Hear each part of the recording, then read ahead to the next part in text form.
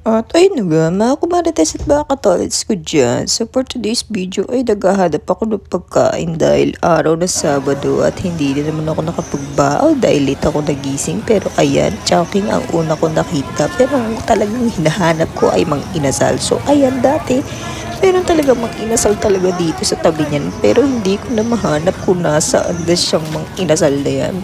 So, ayan, pumunta pa ako sa kabilang gilid niya. Pero wala talaga akong mang inasal. Ayan, kinuto na ako sa kakahanap. Bakit walang mang inasal dito? So, ayan na nga, dumami lalo yung kuto sa ulo ko na kumatiktik.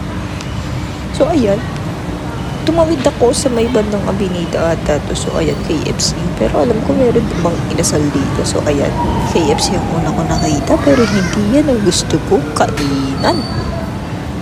So, dumiretso pa ako. Alam ko meron. O, diba? Sabi sa inyo, meron mag-inasal dito eh. So, ayan, pumasok na ako sa mag-inasal. Parang nag-brave kasi ako doon sa may barbecue. Tapos, Java rice nila. So, ayan, bibili na sana ako. Pero,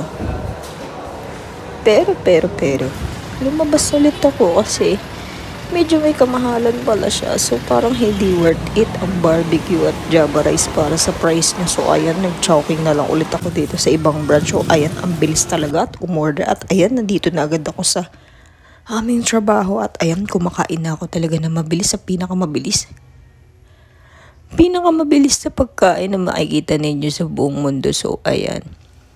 May chowking na kanina, hindi pa ako doon bumili. Bumili pa ako sa malayo. So, ayan na nga. Hindi siya kaya ng aking mga kutsara tinidor na mga plastic. Kaya ayan, kinamay-kamay ko na siya. At ayan, sobrang sarap, sobrang lutong, at lahat-lahat talaga. Kaya, isa ito sa mga paborito kong manok. Ang manok ng chowking. So, ayan, kinamay ko na nga ng kinamay kasi. Pakinggan nyo. Pakinggan nyo kung gaano kalutong. Gaano kalutong ang manok no chowking. Grabe talaga. So, ayan. Bakit hindi na nakikita yung kanin ko dito? Para na siyang snow. So, ayan. Sige ka, mabali talaga yung tinidor mo. Sige, ayan. Kinagat ko na talaga siya. Pakinggan nyo. O, diba? Parang chicharon yung binili ko. Ayun, chicharap. Ayan, pakinggan nyo. O, diba? Narinig niyo ba yun? Para siyang chicharon na bagong luto, na bagong hango.